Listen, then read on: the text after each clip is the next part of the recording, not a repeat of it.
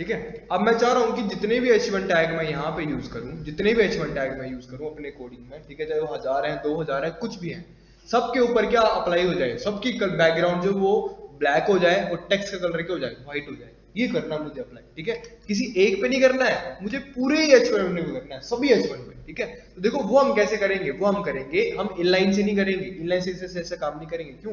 क्योंकि inline CSS का मतलब ही क्या होता है कि वो सिंगल लाइन पे काम करता है, ठीक है। मुझे मल्टीपल लाइन पे काम करवाना है वो सेम प्रॉपर्टी वाले, ठीक है। मतलब जहां पे भी H1 टैग मिलेगा, सभी H1 टैग में वो सारी प्रॉपर्टी यूज होनी चाहिए, ठीक है। तो उस टाइम पे हम कौन सा यूज करते हैं, यूज करते हैं अपना CSS। उस टाइम पे हम यूज करते हैं अपना, यूज करते हैं CSS, वो करते हैं हम इंटरनल CSS, ठीक है। इंटरनल CSS का रूल क्या होता है, देखो इंटरनल CSS का रूल होता है कि जहां भी आपका हेड टैग ओपन हुआ है, ठीक है, ये हेड टैग ओपन है, हेड टैग क्लोज है, ठीक है, कॉपी पे नोट कर लेना बढ़िया से, ठीक है। जब आप इंटरनल CSS को यूज करते हो तो आपको हेड टैग के अंदर ही एक स्टाइल टैग ओपन करना है, ठीक है।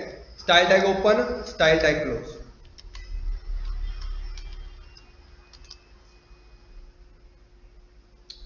ठीक है, समझ गए। इस तरह से होता है, हेड टैग ओपन करेंगे, हेड टैग के अंदर ही आपका स्टाइल टैग ओपन किया जाता है, ठीक है, ओपन और क्लोज, ठीक है।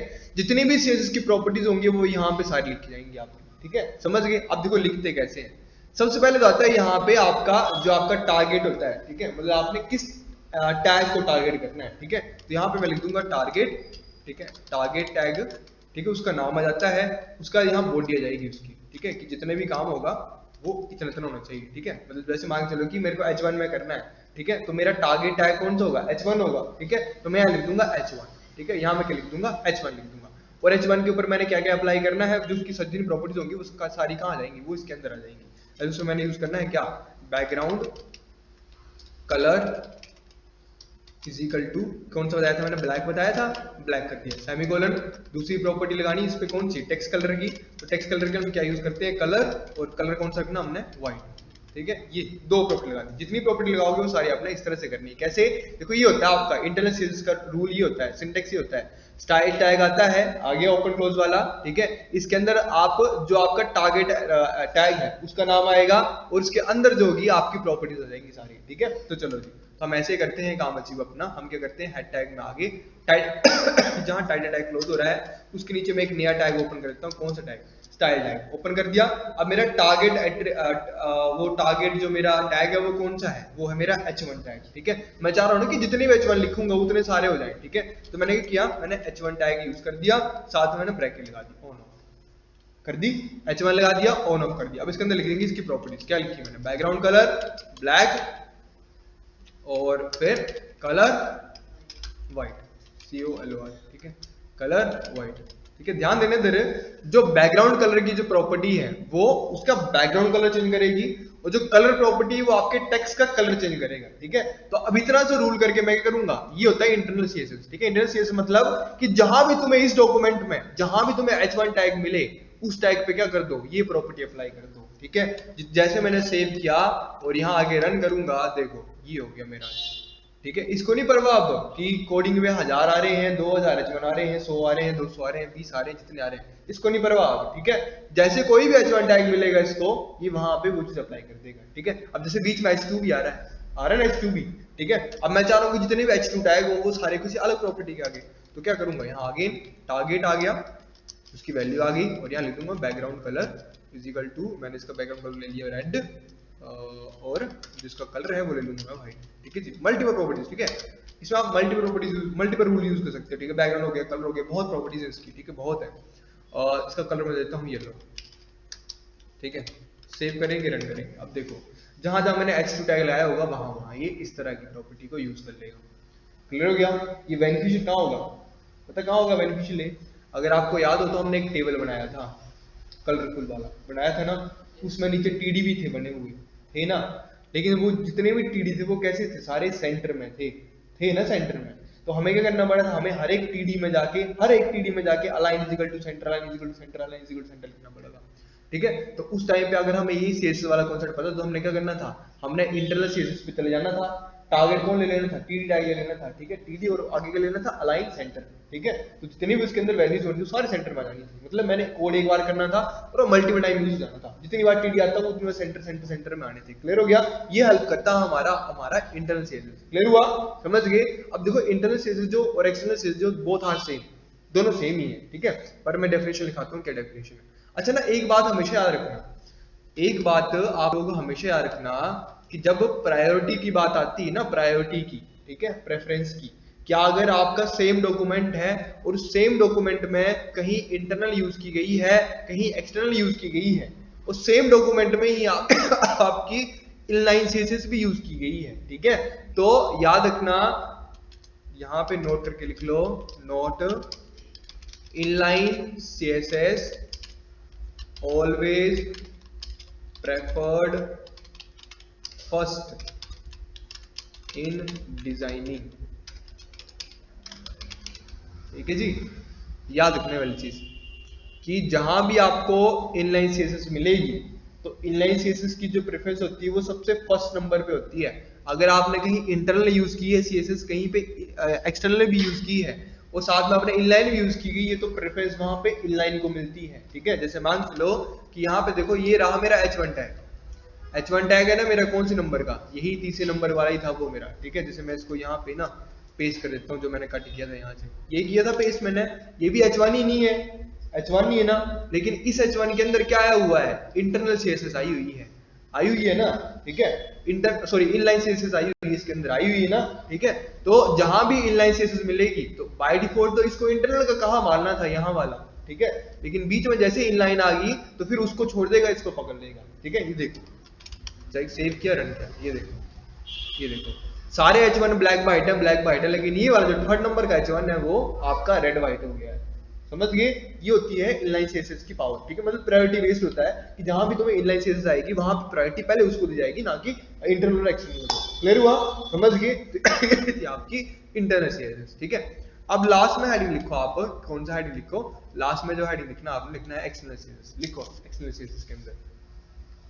अच्छा, एक काम कौन करेगा, अंदर में मेरी बुक पड़ी होगी, लैब में होगी, जाके लेके आओ।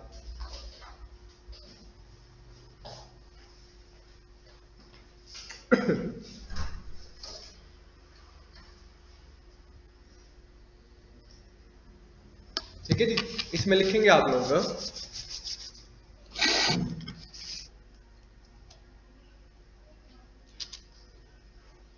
थैंक यू, आ जाओ, बैठो बैठो।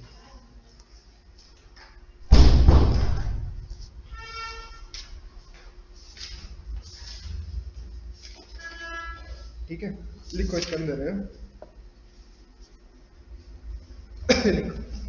it refers to a method of styling web pages where the CSS rules are contained in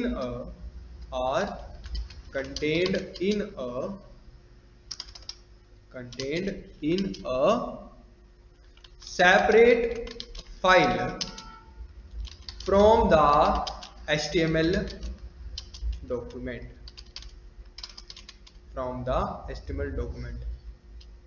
ठीक है।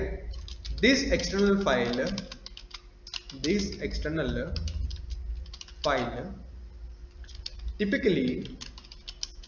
typically has a .css extension,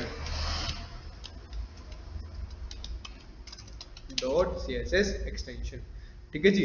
देखो एक्सटर्नल सीएसएस का मतलब क्या होता है, एक्सटर्नल सीएसएस का मतलब होता है कि जो पहले आप स्टाइल टैग के अंदर सारी कोडिंग कर रहे थे ना, ये वाली, ठीक है, रूल देखो सेम ही रहेगा, रूल जो सारे सेम ही रहेंगे, ठीक है, यही रूल लगेंगे आपके, ये वाला जो रूल है यही रूल लगेगा। बस काम क्या होगा कि जहां आप पहले इंटरनल में क्या कर रहे थे, इस रूल को स्टाइल टैग के अंदर लिख रहे थे, अब वहीं पे ये वाला जो रूल है आप एक नई फाइल बनाओगे, ठीक है। जैसे मान चलो कि हम नोटपैड++ पे चलेंगे, ठीक है, नोटपैड++ पे आ जाते हैं यहाँ पे, और यहाँ पे आने के बाद मैंने क्या किया, मैंने यहाँ पे आके एक न्यू फाइल ले ली, Ctrl+M दबा के, और यहाँ पे देखो मैं अब सिर्फ CSS की कोडिंग करूंगा, कोई HTML की कोडिंग नहीं करूंगा, CSS की कोडिंग। जैसे मैं लिखा H1 H1 के अंदर मैंने ये कोलन लगा दिया, यही ब्रैकेट लग रही थी ना हमारी H1 में, ठीक है, ये लिख दिया। आगे मैंने प्रॉपर्टी लिख दी, क्या लिखा मैंने, बैकग्राउंड डैश कलर कॉलन, कौन सा कलर था हमारा, रेड, रेड था नहीं ब्लैक था, ठीक है, ब्लैक सेमीकोलन, ठीक है, और क्या था हमारा, कलर इज इक्वल टू कौन सा था हमारा, व्हाइट था व्हाइट इस तरह से, ठीक है। ऐसे मेरा H2 भी था, तो H2 के लिए हम ले लेते हैं यहाँ पे, ठीक है, ऐसे मेरी H2 भी थी, तो H2 के लिए मैं ले लेता हूँ यहाँ पे, और H1 की जगह मैं ले लेता हूँ यहाँ पे H2, ठीक है। कोई भी टैग हो सकता है, टेबल टैग हो सकता है, बॉडी टैग हो सकता है, कुछ भी हो सकता है, ठीक है। अब यहाँ पे मैंने इसका कलर ले लिया था, क्या लिया था मैंने, इसका बैकग्राउंड, मैंने इसका बैकग्राउंड रेड लिया था, और जो कलर था वो इसका मैंने येलो लिया था, वही लिया था ना, येलो, ठीक है। अब देखो जो मेन खेल शुरू होगा वो अब यहाँ शुरू होगा, क्या करना है, इस फाइल को सेव करना है, ठीक है, सेव कर लिया। सेव कहाँ करेंगे, वहीं अपने सेम फोल्डर पे, तो मेरा फोल्डर जो मे बी वो यहाँ पे है, हाँ यही पे ही है, ठीक है। इधर आ जाना है, और इधर आने के बाद इस फाइल का नाम देखो कुछ भी ले सकते हो आप, abc जो लेना वो ले सकते हो, ठीक है। मैं लिख दिया abc, लेकिन एंड में क्या लगाना है इसके, .css, समझे, क्या लगाना है एंड में, .css, ठीक है जी। सेव कर लेंगे जी, बन गई मेरी CSS वाली फाइल, ठीक है। अब काम खत्म हो गया, यहाँ का तो मैं इससे बाहर आ जाता हूँ, ठीक है जी। अब यहाँ पे एक इंपोर्टेंट टर्म है, क्या, अब देखो मैंने क्या किया, मैंने यहाँ से ये वाला टैग उड़ा दिया, ये पकड़ा इसको यहाँ से, ये इसको डिलीट कर दिया, ये डिलीट चला गया। सेव करेंगे, रन करेंगे, ठीक है, कोडिंग चलेगी सारी, बस कौन सी बची होगी, जो इनलाइन वाली थी वही बची होगी, क्योंकि वो उसके अंदर ही थी, उसको नहीं छेड़ सकता हूँ मैं, ठीक है जी। तो ये थी। अब देखो इनलाइन CSS का एक्सटर्नल CSS का फायदा क्या होता है, देखो एक्सटर्नल CSS का फायदा ये होता है, इसलिए बनाया गया एक्सटर्नल CSS को, क्योंकि देखो पहले हम क्या कर रहे थे, मैंने इंटरनल CSS लगाई, ठीक है, इनलाइन चलो वो अलग अलग कहानी है, इनलाइन तो है ही अलग कहानी, उसको हम छोड़ते हैं। हम जो डिफरेंस देखते हैं किसमें देखते हैं, हम इंटरनल में और एक्सटर्नल में डिफरेंस देखते हैं, ठीक है। अब देखो जब हम पढ़ा, हमने क्या पढ़ा, हमने पढ़ी इंटरनल CSS, ठीक है। तो इंटरनल CSS में क्या देखा हमने, ठीक है, यहां पे देखो हमने इंटरनल CSS में क्या देखा, हमने देखा, ठीक है, ये देखो मैंने क्या किया, मैंने एक HTML का डॉक्यूमेंट बनाया, मैंने एक HTML का डॉक्यूमेंट वाला पेज बना दिया, ठीक है। उसी में CSS की कोडिंग की, ऊपर इंटरनल CSS की कोडिंग की, और वो जो कोडिंग है वो सिर्फ इसी पेज में अप्लाई होगी, ठीक है। मान के चलो कि ये तो मैंने सिर्फ 2-3 लाइनों का कोड लिखा है ना, लेकिन कई जगह जो CSS का कोड जो मल्टीपल लाइंस का होता है, अंडरलाइंस 200 लाइंस, ठीक है, बहुत ज्यादा होता है, ठीक है। अब ये जो मैंने CSS का कोड लिखा ना वो सिर्फ इसी पेज में वैलिड होगा, सिर्फ इसी पेज में, ठीक है, इसी पेज में वैलिड होगा मेरा CSS का कोड, इसी में होगा। अब मान के चलो कि ऐसे मैंने ना HTML के 2-3 पेज बनाए हुए हैं, HTML का पेज 1 ये है, पेज 2 ये है, पेज 3 ये है, ठीक है, ये जो 3 वाला पेज है वो ये है ना। मान के चलो कि ये 1 पेज हो गया, ये 2 पेज हो गया, और ये 3 पेज हो गया, 3 पेज है। अब ये तो CSS के साथ आएंगे, लेकिन इनमें नहीं आएगी, इनमें भी नहीं आएगी, क्यों, क्योंकि जो CSS की कोडिंग की वो मैंने सिर्फ यही की है ना, इंटरनल कोडिंग है ना। तो अब मुझे अगर सेम डिजाइनिंग चाहिए तो मुझे ये कोडिंग यहाँ से यहाँ भी करनी पड़ेगी, यहाँ भी करनी पड़ेगी, और तीनों और पेज में उनमें करनी पड़ेगी, ठीक है। तो यहाँ पे एक्सटर्नल CSS का कॉन्सेप्ट क्या आता है, एक्सटर्नल CSS का कॉन्सेप्ट क्या बोलता है कि आप क्या कर रहे हैं, ये कि आपने एक बार कोडिंग कर दी, लेकिन आपको सेम कोडिंग जो वो आपको मल्टीपल फाइल में चाहिए, है ना। तो आप क्या करो कि आप इसको एक डॉक्यूमेंट में मत लिखो, आप क्या करो, ये अलग से एक फाइल बना लो, किस नाम की, ये एक अलग से फाइल बना लो .css नाम की, उसके अंदर सारी प्रॉपर्टी लिख दो, ठीक है। उसके बाद क्या करोगे, इस फाइल को जितने पेजेस से आपको लिंक करना उतने पेजेस से लिंक कर दो, बस, मतलब write once use many time, ठीक है। मतलब एक बार कोड लिख दो CSS का, उसको मल्टीपल टाइम लिंक करते रहो दूसरे कोड से, ठीक है, समझ गए, ये होता है आपका एक्सटर्नल CSS, ठीक है जी। तो यहाँ पे लिख लो, आगे सिंटेक्स लिख लो, ठीक है। एक बार जब हमारे पास फाइल बन जाती है, ठीक है, यहाँ पे लिख लो, एक छोटे कॉन्सेप्ट है यहाँ पे, स्टेप 1 के होता है, स्टेप 1 इस तरह से लिखना है इसको, स्टेप 1 करके, ठीक है। Firstly we have to create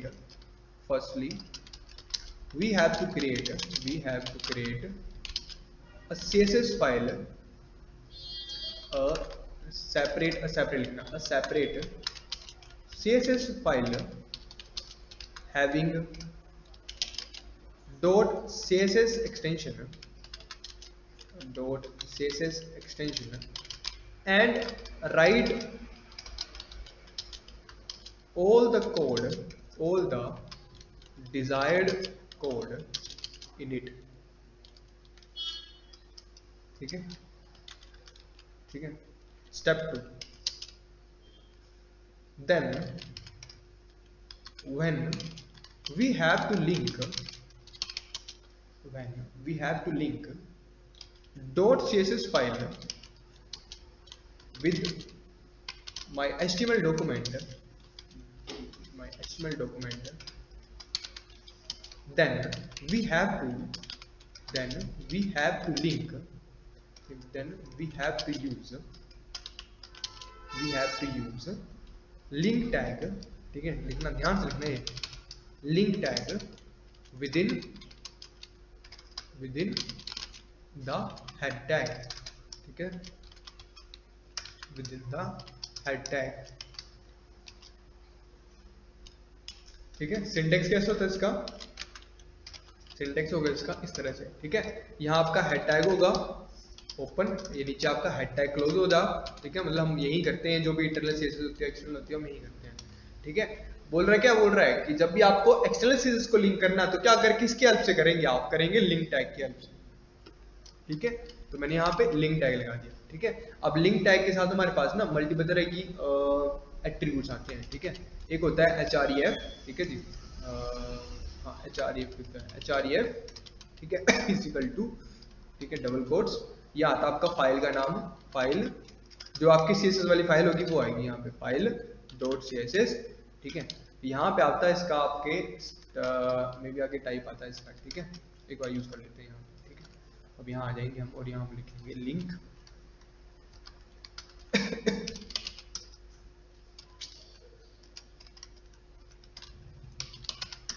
ठीक है, ठीक है, ये चीज आएगी यहाँ पे आपके पास, ठीक है।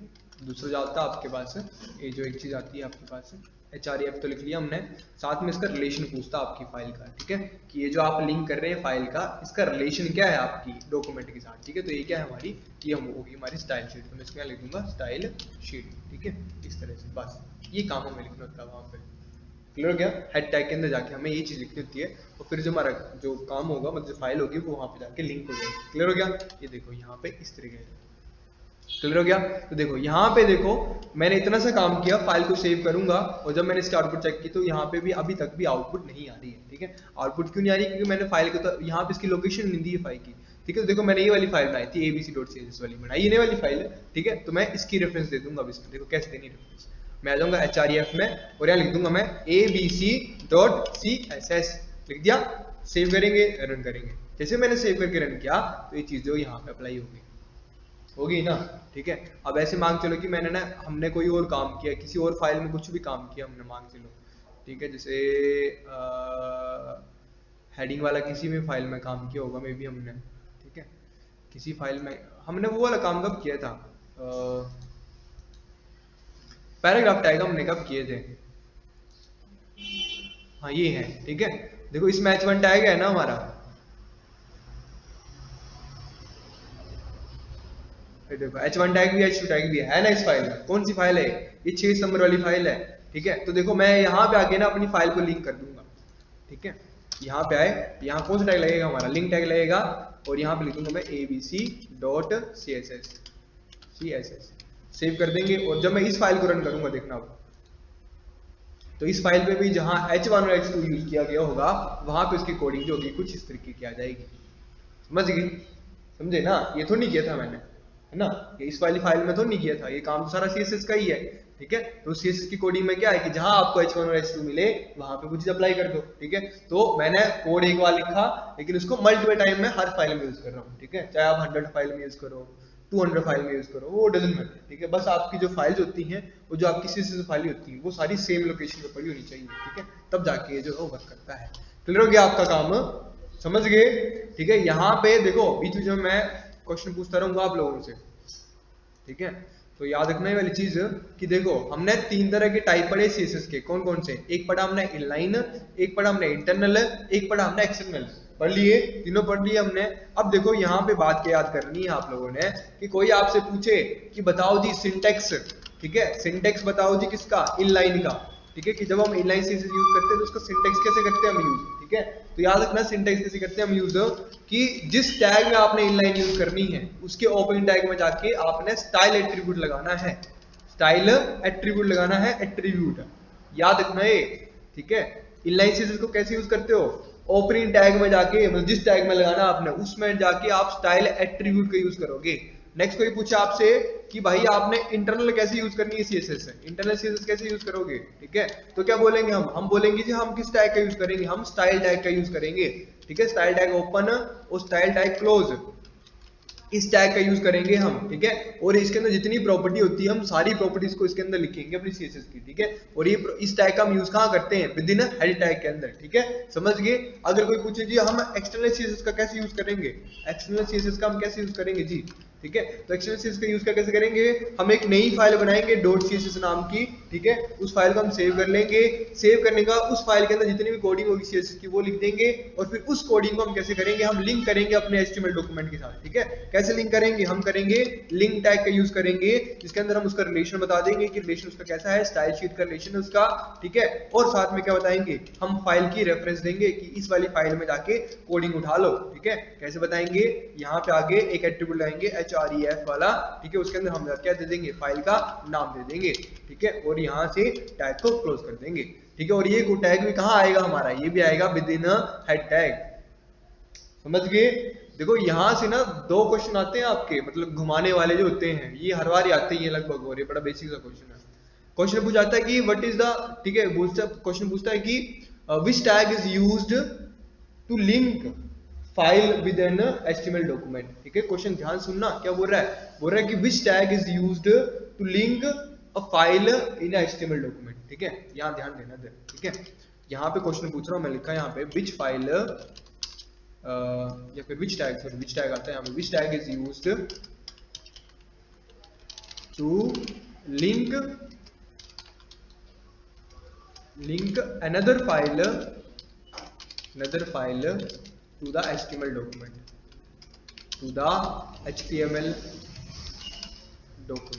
ठीक है जी। तो इसका आंसर क्या होगा, क्या आंसर होगा, एक करके बताएंगे सारे, ठीक है जी। बताओ जी, कौन सा टैग जो है वो यूज किया जाता है किसी दूसरी फाइल को लिंक करने के लिए आपके HTML के डॉक्यूमेंट में। टैग पूछ रहे हैं, एक्सटर्नल नहीं पूछ रहा, एक्सटर्नल तो टाइप है एक,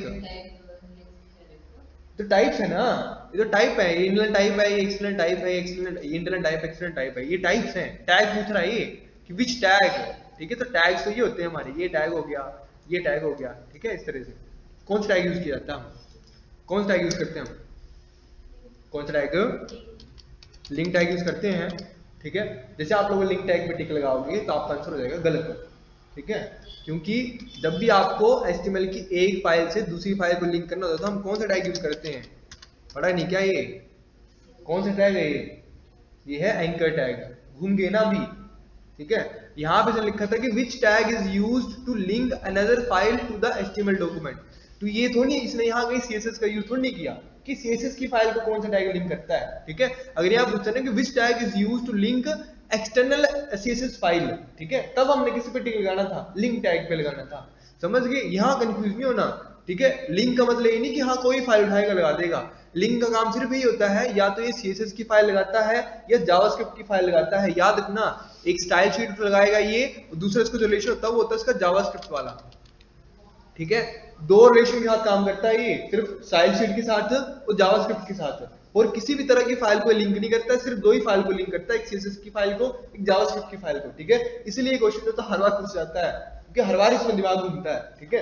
वहां पे ऑप्शन दिए होंगे, ये भी दिख रहा होगा आपको, ये भी दिख रहा होगा, वहां से भी दिख रहा होगा वहां के ऑप्शनों में, ठीक है। लेकिन आपके दिमाग में जैसे यहाँ लिंक बोल दिए तो आपको मतलब तो ये होगा, अच्छा लिंक बोल रहा है तो लिंक तो भाई साहब यही है, समझ गए।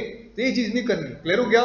दिमाग खुला रखने के, इतना आसान क्वेश्चन वो भी नहीं पूछेगा, पूछते हैं भी जो आसान ही पूछते हैं, बहुत आसान क्वेश्चन भी पूछते हैं वो, ठीक है, समझ गए। तो ये बात हमेशा रखनी कि किस टैग का क्या पर्पस है और क्यों यूज किया जाता है। जब हमें मल्टीपल फाइल्स को लिंक करना होता है अपने डॉक्यूमेंट के साथ, ठीक है, किसी अनदर फाइल को, तो हम बेसिकली एंकर टैग का यूज करते हैं। जब हम इस पर क्लिक करेंगे तो मुझे उस फाइल पे ले जाएगा, ठीक है, वो है लिंक, ठीक है। ये CSS वाला लिंक क्या है, ये सिर्फ उसकी कोडिंग को इंपोर्ट कर रहा है अपने कोड में, समझ गए। ये काम है आपके इसके इनलाइन, एक्सटर्नल और इंटरनल और एक्सटर्नल का, क्लियर हो गया, समझ गए। कोई डाउट किसी भी तरह का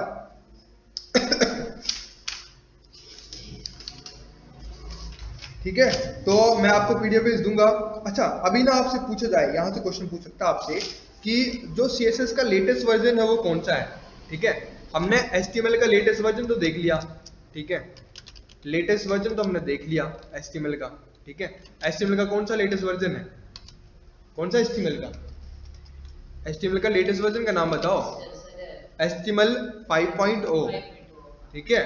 और ऐसे ही आपका जो CSS है उसका लेटेस्ट वर्जन कोई पूछेगा तो क्या होगा, उसका नाम एक है ना, क्या, CSS 3, ठीक है।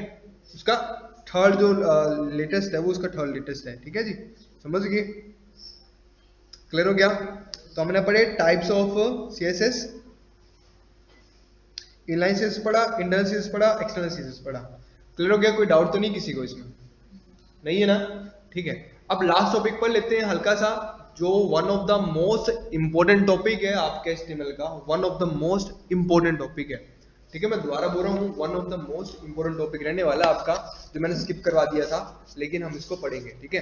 अच्छा, अभी इसके बाद आप क्या करोगे, इसके बाद ना आप लोगों को मैं एक काम दूंगा, ठीक है। मैं एक टेबल भेजूंगा, ठीक है। उस टेबल में आपने जो वो CSS का यूज करके बताना मुझे, ठीक है। हाँ चलो जी, ठीक है। अच्छा, मैंने क्या करवाना है एक, ठीक है, ध्यान देना, यहाँ से सबसे इंपॉर्टेंट टर्म बोल का यूज करूंगा मैं, सबसे इंपॉर्टेंट, ठीक है। इसको सेव कर लेते हैं, ठीक है, ये न्यू फाइल में सेव कर रहे हैं,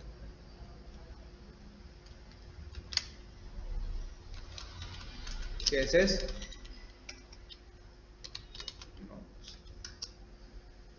ठीक है जी। अब यहाँ ध्यान देना जरा सा हल्का सा ध्यान देना आप लोगों ने, ठीक है जी। अच्छा, आज का जो टॉपिक रहने वाला है वो है सबसे इंपॉर्टेंट टॉपिक, जिसे हम बोलते हैं क्या, कमेंट्स। क्या बोलते हैं, कमेंट्स, COMMENTS, कमेंट्स। क्या होते हैं कमेंट्स, ठीक है। हम पढ़ेंगे कमेंट्स इन HTML, ठीक है, कमेंट्स इन HTML और इन CSS, ठीक है। इस CSS में और HTML में कमेंट्स क्या होते हैं, ठीक है, समझ गए। सबसे पहले तो मुझे ये बताओ कि कमेंट क्या होता है, कमेंट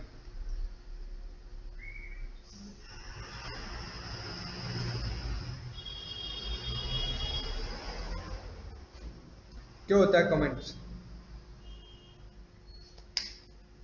कमेंट क्या होता है, कमेंट किसी भी चीज के ऊपर अपनी प्रतिक्रिया देना, प्रतिक्रिया देना, शाबाश। और दूसरा बंदा कोई, सुजल जी बताओ। अरे आज इतने बड़े कम बच्चे क्यों आए, इतने कम बच्चे क्यों आए आज, बताओ। कमेंट्स क्या होते हैं, फीडबैक देना, हाँ जी पलक जी, कमेंट्स, ठीक है, चलो जी, ठीक है। चलो अब एक चीज करते हैं हम, है ना, आप लोग का मतलब इंस्टाग्राम आईडी तो सभी की होगी लगभग लगभग, ठीक है जी। अब मान चलो कि आपका इंस्टाग्राम का अकाउंट है, ठीक है। इसमें आपने क्या किया, आपने एक फोटो डाल दिया अपनी, ठीक है, किसी तरह की फोटो डाल दी आपने इंस्टा पे अपनी, ठीक है, पोस्ट कर दी, ठीक है। अब जब पोस्ट की तो लोग लाइक कर रहे हैं, साथ में कमेंट भी कर रहे हैं, होता है ना ऑप्शन यहाँ पे भी, सोशल मीडिया में भी कमेंट का, ठीक है। तो जो आपके चाहने वाले हैं वो अच्छे अच्छे कमेंट कर रहे हैं, जो चाहने वाले नहीं है वो बुरे बुरे कमेंट कर रहे हैं, ठीक है। और अच्छे अच्छे कर रहे हैं, बुरे बुरे बुरे बुरे बुरे बुरे बुरे बड़े गंदे गंदे कमेंट आए, बेकार बेकार, ठीक है। फिर अच्छे कमेंट आए, फिर बेकार से कमेंट आए, सपोज करो कि ऐसे करते करते आपकी पोस्ट के ऊपर जो है वो आराम से 50-100 जो है वो कमेंट्स आ गए, ठीक है। वेटे चेक करें तो सिर्फ 100 कमेंट ही आपके ऐसे हैं जो गुड कमेंट है, ठीक है, किसी ने आपके बारे में अच्छा लिखा है। बाकी मोस्ट ऑफ द 400 कमेंट्स जो है वो कैसे हैं, वो आपके बैड कमेंट्स ही हैं। अब आप लोग क्या करेंगे जी, बताओ। पोस्ट डाली और 2 घंटे के अंदर ही आपको 500 कमेंट आ गए, उसमें 100 सिर्फ अच्छे हैं, बाकी 400 बुरे हैं। अब आप लोग क्या करोगे, ठीक है। कमेंट हाइड नहीं कर सकते हो, कमेंट डिलीट नहीं कर सकते हो, बताओ क्या करोगे आप। सर अच्छे कमेंट्स को देख के खुश होंगे, बस बुरे 400 है, बुरे सर पहले हमने ऊपर पोस्ट की, पहली बात है कि हमने पोस्ट सोच समझ के डाली होगी ना, अच्छी होगी वो, बट आगे बुरे कमेंट्स आ रहे हैं और हम भी सोच रहे कि नहीं यार कुछ गलती हुई होगी हमसे, तो कुछ नहीं, नेक्स्ट टाइम उससे बेटर करेंगे कुछ। इस पोस्ट के आप क्या करोगे, इससे हाँ, फिर तो सर अच्छी डाली है, अच्छे वाले कमेंट देखने और बाकी इग्नोर करना। नेक्स्ट नेक्स्ट इग्नोर करोगे, नेक्स्ट इग्नोर कर दोगे। चलो अब यही बैठे मैंने 5000 बढ़ा दी, है ना, और अभी भी आपके गुड कमेंट जो वो 100 ही बच रहे हैं, ठीक है, और 4900 जो आपके बैड कमेंट हो गए, अब क्या करोगे? फिर भी सर 100 के ऊपर ही रखेंगे हम ध्यान। सो चलेगी नीचे, अब वो रहेगी नीचे वो नीचे अब वो भी नहीं देखेंगे, फिर इग्नोर ही कर देंगे, लाइक ही देखेंगे सिर्फ। क्या करेंगे सुजल?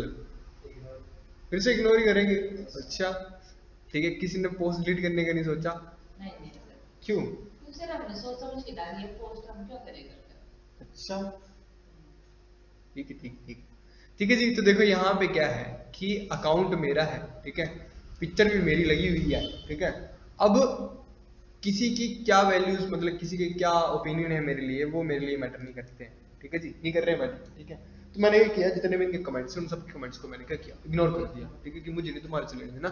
ये अकाउंट पे, ये मेरा अकाउंट है, मैंने अपने अकाउंट पे अपनी फोटो डाली है, ठीक है, उसमें तुम्हारा कोई लेना देना नहीं है, तो मैंने ये इग्नोर कर दिया, ठीक है। तो ऐसे याद रखना है तुम लोगों ने भी कि जब भी आप किसी भी लैंग्वेज में कमेंट्स नाम देखोगे, ठीक है, किसी भी चीज को कमेंट्स देखोगे, तो हमेशा रखना कि कमेंट्स आर ऑलवेज इग्नोर्ड, ठीक है। Comments comments are always ignored ignored, ठीक है, समझ गए? मतलब जब भी आप कोई कमेंट लिखते हो तो वो हमेशा इग्नोर किया जाता है, आपके जो आपका कंपाइलर होता है, इंटरप्रेटर होता है, उसके थ्रू जितने भी कमेंट्स होते हैं आपके वो इग्नोर किए जाते हैं, ठीक है। तो फिर हम इसको लिखते क्यों हैं, ठीक है, क्यों यूज कर रहे हैं हम इसको, ठीक है। सपोज करो यहाँ पे देखना एक चीज, ठीक है, जब भी हम किसी भी कोडिंग लैंग्वेज का बात कर रहे हैं, चाहे हम पाइथन की बात कर रहे हैं, चाहे हम एचटीएमएल की बात कर रहे हैं, चाहे आगे हम और पढ़ेंगे, ठीक है, सी तो नहीं पढ़ते, पर सी लैंग्वेज की बात कर रहा हूँ, किसी भी लैंग्वेज की बात करता हूँ, ठीक है। तो जब भी हम कोई भी काम कर रहे हैं, ठीक है, जैसे मान के चलो कि ये हमने पहला प्रोग्राम किया था अपना फर्स्ट नंबर का, ये था मेरा फर्स्ट प्रोग्राम था ना, इसको मैं रन करके देखता हूँ जरा कैसा प्रोग्राम आ रहा है, ठीक है। मेरा प्रोग्राम ये वाला आ रहा है, इसकी आउटपुट जो है वो कुछ ये वाली आ रही है ये वाली आउटपुट, ठीक है। अब देखो कोडिंग वाली लैंग्वेज का ना ऐसा सिस्टम होता है कि हम उसमें ना कुछ भी बेधड़क लिख सकते हैं, ठीक है, हम कुछ भी अपनी मर्जी का लिख सकते हैं कोडिंग लैंग्वेज में, क्योंकि वो हर टाइम पे हमें एरर देता है, ठीक है। चलो एचटीएमएल में तो एरर नहीं मिलता है, लेकिन अगर आप पाइथन देखोगे तो उसमें आप कुछ भी अपनी मर्जी से लिख दोगे तो वो एरर दे देगा आपको कि क्या लिखा है मेरी समझ से बाहर है, ठीक है। एचटीएमएल का ऐसा कुछ नहीं होता है, लेकिन फिर भी मान के लो कि मैं एचटीएमएल लिखना चाह रहा हूँ, मैं लिखा कि this is my first program, this is my first program, this is my first program in HTML, ठीक है, ये लिखा मैंने, सेव करूंगा, रन करेगा, ठीक है। तो आउटपुट में क्या आएगा, सीधी सी बात है, जो मैं लिखूंगा वो आउटपुट आ जाएगी ना।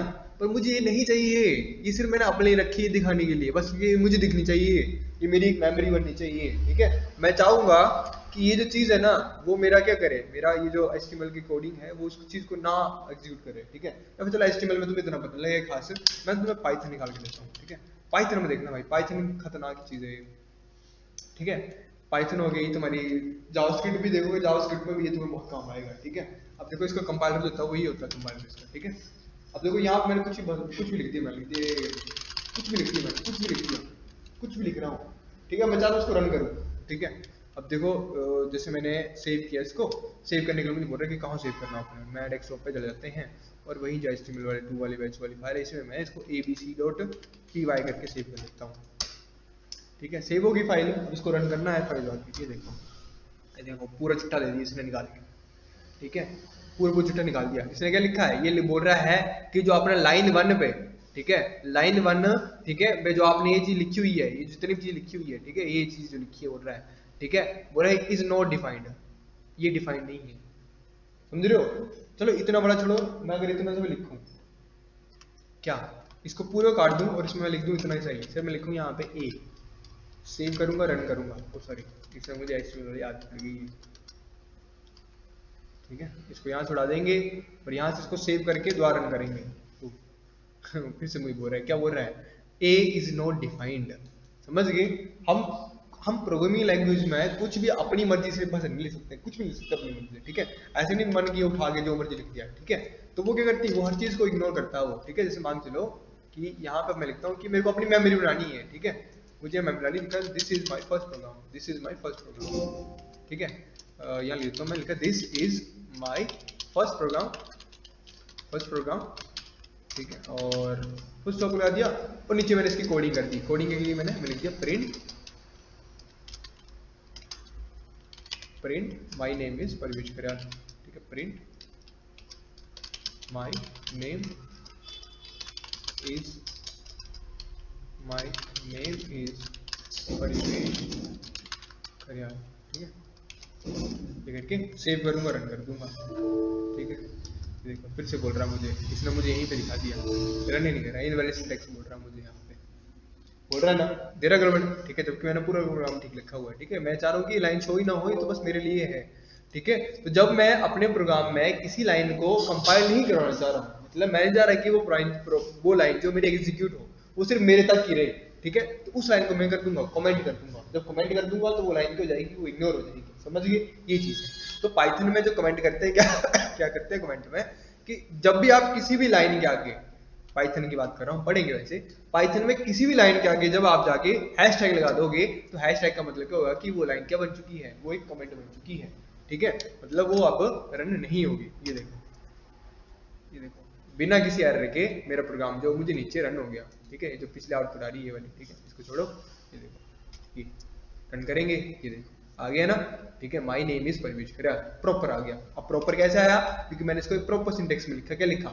मैं लिखा प्रिंट नाम का एक फंक्शन है, प्रिंट नाम के फंक्शन के डबल कोड के अंदर मैं जो लिखूंगा वो वैसे का वैसे आ जाएगा, ठीक है। तो मुझे वैसे का वैसे दिख गया, क्लियर हो गया, समझ गए। इस तरह से हर एक लाइन का अपना अपना वेटेज होता है, ठीक है। जैसे मैं ऊपर लिखता हूँ, मैं लिखा a इज इक्वल टू 100, ठीक है, मैं लिख दिया a नाम का वेरिएबल, इसके अंदर 100 वैल्यू है। अब मैं बोल रहा हूँ कि a को प्रिंट कराओ, तो जब इसको सेव कर दूंगा, रन करूंगा, तो अच्छा सेव ही किया, मैं रन नहीं किया, सेव करके रन करूंगा तो इसमें बोल दिया कि a की वैल्यू क्या है, 100 है, समझ गए, क्लियर हो गया। तो इस तरह से हर एक लाइन का अपना मतलब होता है, ठीक है। तो कमेंट्स का काम क्या होता है, कि कमेंट्स का काम जब यूजफुल होता है आपके बहुत ज्यादा, कि जब आपको कोई पर्टिकुलर ब्लॉक बताना है, जैसे सपोज करो कि जब आप एक बड़े कोडर बन जाओगे, ठीक है, जब आप बड़े लेवल पे कोडिंग करोगे, तो किसी भी कोडर का जो कोड होता है वो 100 लाइनों 200 लाइनों का थोड़ी नहीं होता है, ठीक है। वो होगा 10,000 लाइनों का, 20,000 लाइनों का, ठीक है, इतना बड़ा कोड होगा आपका, ठीक है। तो इतने बड़े कोड को आपको कैसे याद रहेगा कि क्या पार्ट जो क्या काम कर रहा है, ठीक है। चलो आज याद रहेगा, हफ्ता भर याद रहेगा, एक महीना याद रहेगा कि कौन सा पार्ट क्या काम कर रहा है, ठीक है। अब आपने उस कोडिंग को साल भर भी नहीं छुआ, या फिर 2-3 महीने भी नहीं छुआ, और दोबारा आके उस कोडिंग को देखोगे, तो आप अपनी कोडिंग में भूल जाओगे, कंफ्यूज जाओगे, उसी में भूलभुलैया बन जाएगी वो एक, कि कौन सा पार्ट क्या काम कर रहा है, ठीक है। तो उस चीज के लिए हमारे पास कमेंट्स होते हैं, जो बता देता है कि आपको कोई भी एक नया सेक्शन शुरू करना है, तो उस सेक्शन के नीचे लिख दोगे कि अच्छा ये वाला सेक्शन जो वो यहाँ शुरू हो रहा है, ठीक है, और यहाँ पे खत्म हो रहा है, समझ गए। तो उस काम में हम कमेंट का यूज करते हैं, ठीक है। अब लिखो, इसके अंदर लिखो, एक लाइन लिखो, जो भी कमेंट्स के अंदर लिखनी है आपके, मेन लाइन तो यही है कि कमेंट्स आर ऑलवेज इग्नोर्ड, ठीक है। और इसके अंदर जो लिखना पूरा लिखो, लिखो these are used to add notes or explanations within the HTML source code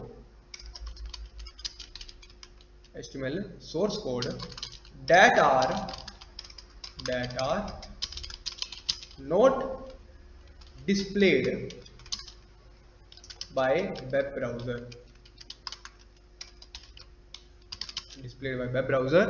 on the rendered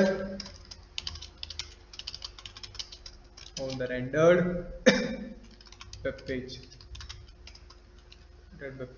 full stop. They serve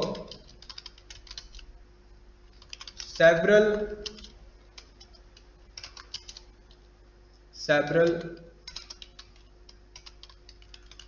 purposes, including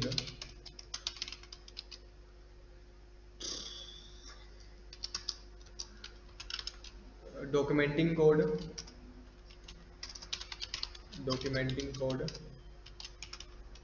comma, leaving notes, comma, temporary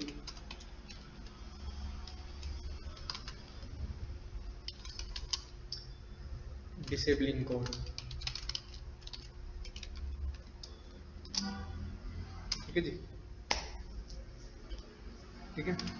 यहाँ पे जो लिख रहे हैं, क्या बोल रहे हैं, कि बोल रहे हैं कि जो कमेंट्स का बेसिकली यूज होता है वो किस लिए होता है, अगर आपको एड्स कोई नोट्स दिखाने हैं, या किसी कोडिंग की आपने एक्सप्रेशन लिखनी नीचे जो सिर्फ आपको दिखे, या फिर जो आपका कोड को देखे उसको दिखे, तब आप किसका यूज करोगे, कमेंट्स का यूज करोगे, ठीक है। और कमेंट्स क्या बोलता है कि ये note displayed by the web browser, ठीक है, कि जो भी आप चीज कमेंट के अंदर लिखोगे वो आपके वेब ब्राउजर के ऊपर, मतलब आउटपुट के टाइम पे वो नहीं दिखाई जाएगी, समझ गए, ये चीज बोल रहे हैं यहाँ पे, ठीक है। और बोल रहे हैं कि इसका जो बेसिक पर्पस होता है वो किस लिए होता है, कि जब आपने किसी कोड का डॉक्यूमेंट करना है, ठीक है। मतलब कि आप जब कोडिंग करने वाले ऊपर उसके बारे में बता रहे हो कि ये कोड जो क्या काम करेगा, ठीक है। फिर बोल रहे कि अगर किसी लाइन के बीच में आपको कोई नोट लिखना तो उसके लिए काम आता है। और बोल रहे कि जो मोस्टली सारे यूज करते हैं वो ज्यादातर यूज करते हैं हम temporary display of the code, ठीक है। सपोज करो कि आपने प्रोग्राम को रन किया लेकिन आपके पूरे प्रोग्राम में एरर आ रहा है, ठीक है, मतलब आउटपुट ही शो नहीं हो रही है, ठीक है।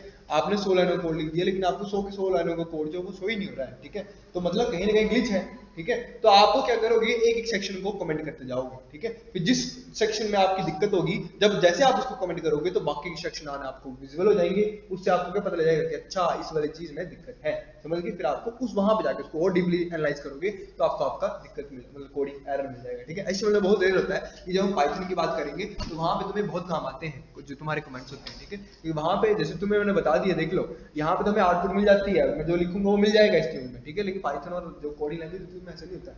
उसमें अगर आपने कुछ भी एक्स्ट्रा लिखा तो एरर, ठीक है। बेवकूफ मतलब पागल रहोगे तुम पूरे दिन कहां से एरर आ रहा है, क्या चीज हो रही है, क्या चीज हो रही है, ठीक है। तो उस टाइम पे आपके कमेंट्स बहुत बेनिफिशियल होते हैं आपके लिए। क्लियर हो गया।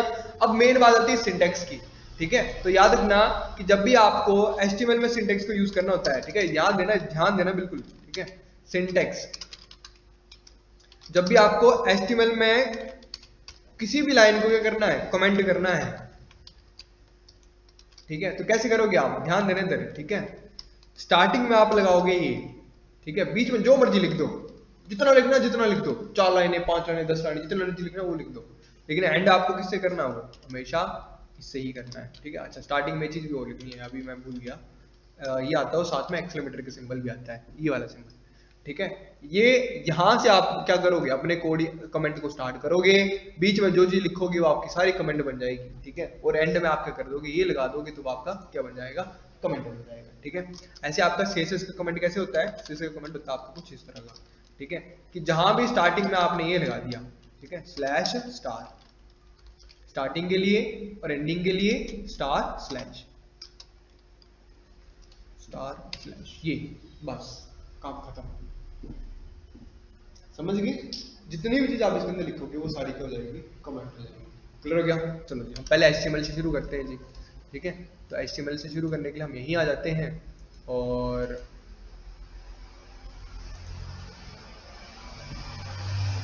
ठीक है, ये है मेरा कोड है, विजुअल है।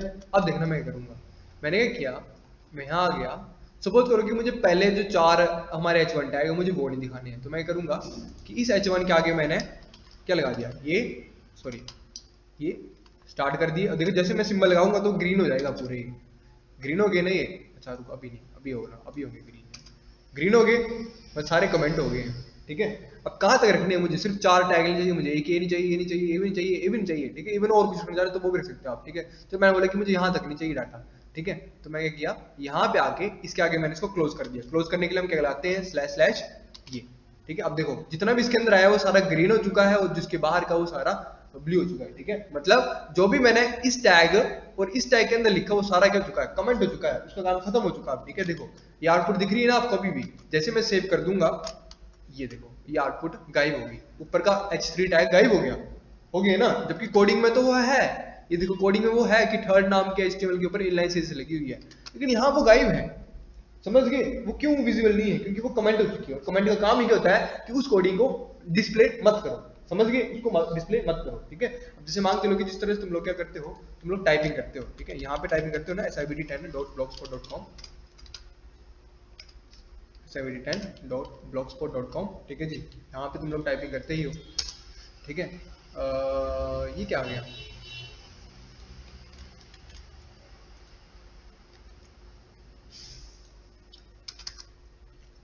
ठीक है। हम यहाँ पे टाइपिंग करते हैं। अब यहाँ पे अगर मैं तुम्हें बोलूँ कि इसके बीच में मैंने एक छोटी चीज छुपा रखी है, SIBT सुजानपुर करके, तुम्हें कभी मिली आज तक इसके बीच में लिखा हुआ SIBT सुजानपुर, नहीं मिला ना, ठीक है। तो देखो वो मिलेगा भी नहीं, क्यों नहीं मिलेगा, क्योंकि मैंने इसको कमेंट कर रखा है, कोडिंग के बीच में रखा है। लेकिन मुझे बताने के लिए कि हाँ अच्छा ये मेरी कोडिंग है, उसके बीच में मैंने क्या लिखा हुआ है, SIBT सुजानपुर लिखा हुआ है, ठीक है। अब कहाँ लिखा वो मुझे देखना पड़ेगा।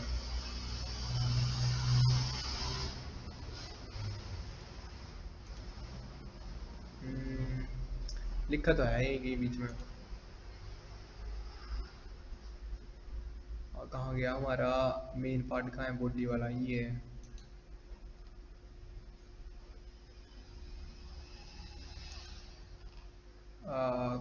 भाई कहाँ है, लिखा तो मैंने ही कहीं बीच में है। ठीक है जी, अब ये देखो यही कहीं देखते रहना बस, अपनी नजरें वही रखना, ठीक है। SIBT सुजानपुर का लिखा हुआ मैंने कहीं, रुको सर्च जो कर लेते हैं, SIBT सुजानपुर, सुजानपुर, ये देखो आ गया ना, ठीक है। देखो मैंने कमेंट करके बीच में रखा हुआ है, इसके रखा हुआ है ना, ठीक है। जबकि सिर्फ वो कहाँ विजुअल होगा, सिर्फ कोडिंग में विजुअल होगा। जब आउटपुट इसकी देखी जाएगी तो वहां पे कोई किसी भी तरह का अपना आउटपुट शो नहीं करेगा। क्यों नहीं करेगा, क्योंकि क्या किया हुआ मैंने इसको कमेंट किया हुआ है। क्लियर हो गया। ऐसे CSS की प्रॉपर्टीज की भी आपकी कमेंट होती है, ठीक है। यहाँ पे मैं CSS की प्रॉपर्टीज बताता हूँ आपको यहाँ पे, ठीक है। ये देखो ये सारा CSS का कोड लिखा है, ठीक है। तो आप देखो पहले नंबर पे देखो, ये जो मैंने बॉडी टाइल लगाया हुआ है, ठीक है। मैंने पहले ये वाली कोडिंग लगाई थी, मुझे अच्छी नहीं लगी, तो फिर मैंने इसको क्या कर दिया, इसको मैंने कमेंट कर दिया है, किया है ना। देखो CSS के कमेंट में नहीं देखा था ना कि जहां स्टार्ट करना वहां क्या करो स्लैश स्टार लगा दो, जहां एंड करना वहां क्या लगा दो, ये लगा दो, ठीक है। समझ गए। तो देखो डॉट बॉडी वाली ये वाली कोडिंग मुझे अच्छी नहीं लगी, तो मैंने ये वाली कोडिंग लगा दी डॉट बॉडी वाली। समझ गए, क्लियर हो गया। इस तरह से आप जो कमेंट्स का यूज कर सकते हो, ठीक है। चलो मैंने HTML का तो दिखा दिया आपको। अब जो बाकी जो बचा रहा आपका, वो कौन सा बचा, वो बचा था आपका CSS वाला, ठीक है। CSS वाला मैं आपको कमेंट दिखा देता हूँ। तो यहाँ आने दो मुझे, और यहाँ पे आके हम इसको दोबारा रन करेंगे, ठीक है। और इस टाइम पे देखो अब मैं क्या करूँगा, देखना जो मैंने H2 की कोडिंग की हुई है, की हुई ना H2 की कोडिंग, अब उसको कमेंट करूँगा मैं। तो सबसे पहले मुझे देखना पड़ेगा कि मेरी CSS वाली फाइल कहाँ है। CSS वाली फाइल मेरी रही यहाँ पे, यही फाइल है, यही फाइल है ना ये वाली फाइल। अब देखो मैं करूँगा, मैं H2 को क्या कर दूंगा, कमेंट कर दूंगा। कमेंट कैसे करना है, स्लैश स्टार लगा दिया स्टार्टिंग में, और एंडिंग में स्लैश सेव रन। देखो अब H2 की कोडिंग गायब होगी, जबकि कोडिंग में वो है ही है। समझ गए, क्लियर हो गया। तो ये थे आपके कमेंट्स, और कमेंट्स आर वेरी इंपॉर्टेंट, ठीक है, बहुत इंपॉर्टेंट है। इसका सिंटेक्स पूछ सकते हैं आपसे कि CSS में जो कमेंट्स होते हैं वो किस तरह से यूज किए जाते हैं, HTML में कैसे यूज किए जाते हैं। क्लियर है। काफी आज की क्लास, ठीक है, 3 क्लासें आएंगी बन के, काफी बड़ा लेक्चर हो गया ये वाला भी, 46 का ये हो गया है, तो 20 मिनट की हमारी अलग है, 5 मिनट की अलग है, तो 1 घंटे के ऊपर का लेक्चर हो चुका है। तो कल आप लोगों ने क्या काम करना है कि जितना भी बेसिक सा काम है वो सारा याद करके आना है। जो प्रॉपर्टीज आज शेयर करूंगा ग्रुप में, वो सारी प्रॉपर्टीज जो तुम लोगों ने याद करके आनी है कल, ठीक है, क्योंकि कल हम जो इसके सिलेक्टर्स पढ़ेंगे। क्लियर हो गया, चलो।